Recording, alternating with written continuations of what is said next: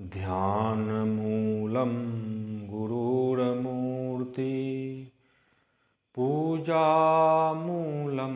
गुरुपदं मन्त्रमूलं गुरुर्वाक्यं मोक्षमूलं गुरुकृपा। संत न होते जगत में को जानत भगवान। कीट स्वान सम बीतता जीवन मनुज महान। शरण शरण मैं शरण हूँ हे गुरु बंदी छोर। मोहि उबारो हे गुरु है सौ बार निहोर। स्वरवेद में जो आनंद की व्याख्या है, सद्गुरुदेव भगवान आनंद क्या है उसकी जो व्याख्या करते हैं स्वरवेद के इस एक अध्याय में, उसको समझने की आज आवश्यकता है। सद्गुरुदेव लिखते हैं कि सीख बुंद सम जगत सुख कसा समुंदर जान।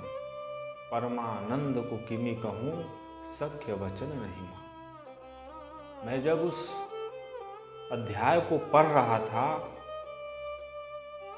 तो वास्तव में हम जिस आनंद के तलाश में है वह आनंद संसार में नहीं है। संसार का जो आनंद है वह क्षणिक है, मिटने वाला है और थोड़ा देर का आनंद है, लेकिन वह दुखदाई है, बंधन का कारण है। सद्गुरुदेव एक जगह लिखते हैं दोहा में कि लाते मारा राज को फटका मारे भोग। बबला बन बन बन फिरे कौन चाह सुख मोह। यानी राजा लोग भी उस आनंद के तलाश में अपने राज परिवार को छोड़ करके, पत्नी बच्चे को छोड़ करके वन में जाते हैं आनंद की खोज में। लेकिन वह आनंद है क्या? आनंद परमात्मा का गुण है, आनंद हमारे भीतर है। आनंद तो आत्मा को चाहिए और आत्मा जो है वह चेतन है। आत्मा का जो आनंद है वह परमात्मा के पास है। सद्गुरुदेव स्वरवेद में इसका वर्णन बहुत ही विस्तार से किए हैं। मेरे बंधुओं,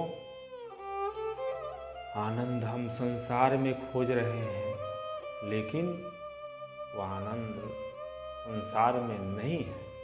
ब्रह्म विद्या विहंगम योग के माध्यम से उस आनंद के राह पर हम बढ़ सकते हैं। इसलिए हम सभी गुरु भाई गुरु बहनों से, भक्तों से आग्रह करेंगे कि संसार में आनंद की कामना नहीं करें। स्वरवेद इस बात को बताता है। स्वरवेद की वाणी हमें क्या कहती है कि संसार के एक सुख में चार चार प्रकार के दुख मिले हुए हैं। एक सुख आप लीजिएगा, उसमें चार प्रकार का दुख भी साथ साथ मिलेगा। सद्गुरु तो ईश्वर के रूप होते हैं। आप जिस समय सद्गुरु के चरणों में कोई चीज का डिमांड करते हैं, मांगते हैं, तत्क्षण वह आपको मिल जाता है आशीर्वाद के रूप में। और उस वस्तु को मिलने के लिए वैसा माहौल, वैसा क्रिया उसी समय से होने लगती है। लेकिन हम क्या चाहते हैं कि हमें वह वस्तु तत्क्षण मिले। आज तो विज्ञान का युग है। विज्ञान क्विक एक्शन चाहता है, तत्काल फल चाहता है, तत्काल उसका जो है कारण का कार्य चाहता है। यदि कोई प्रयोग हम किए तो तत्काल उसका रिजल्ट होना चाहिए, ऐसा चाहता है। लेकिन अध्यात्म के क्षेत्र में ऐसा नहीं है। हम सिर्फ इस जन्म की बात को देखते हैं, लेकिन हमारे सद्गुरु प्रभु अनेक जन्मों को देखते हैं। अनेक जन्म में हमने क्या कर्म किया, क्या अच्छा किया, क्या बुरा किया, इसका ज्ञान किसे है? उस सद्गुरु सत्ता को है, उस प्रभु को है, हमें नहीं है। हमें तो सिर्फ इस जन्म का ज्ञान है और हम सिर्फ इसी जन्म का, इसी जीवन को आधार मान करके सद्गुरु प्रभु से कुछ मांगते हैं। सुख ही मांगते हैं, आनंद ही मांगते हैं, लेकिन उस आनंद का स्रोत कहाँ है? उस आनंद का स्रोत तो आपके अंदर है। आंतरिक यात्रा जब तक नहीं होगा, तब तक आनंद की हम कल्पना नहीं कर सकते। ऐसा नहीं है कि सद्गुरु हमें जो चाहे दे सकते हैं। ऐसा नहीं है कि सद्गुरु दे नहीं सकते, जो चाहे दे सकते हैं। लेकिन सद्गुरु देखते हैं किस वस्तु को देने से इसे क्या मिलेगा, इसे कष्ट मिलेगा या सुख मिलेगा।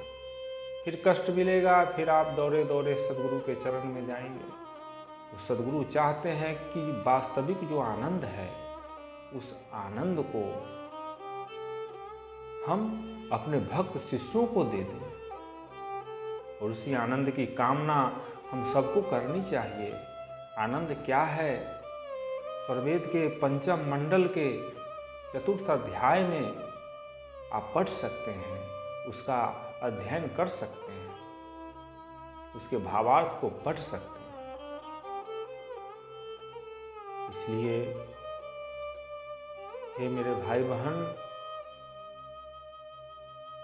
हम सबको विहंगम योग के मुख्य उद्देश्य को समझना चाहिए। मुख्य उद्देश्य है विहंगम योग का आनंद की प्राप्ति, और वह आनंद सांसारिक वस्तुओं में नहीं है, सांसारिक सुख में वह आनंद नहीं है। इसलिए आनंद के वास्तविक स्वरूप को जान करके, स्वरवेद का अध्ययन करके हम सद्गुरु की भक्ति करें। कामना युक्त भक्ति हमें भ्रम में डाल देती है। इसलिए सांसारिक कोई वस्तु की कामना सद्गुरु के चरणों में नहीं करनी चाहिए। यदि करनी है तो वास्तविक आनंद की कामना करें, वास्तविक सुख की कामना करें, जो विहंगम योग का मुख्य उद्देश्य है। उसी से हमें आपको सब कुछ प्राप्त हो जाएगा। बोलिए सद्गुरुदेव भगवान।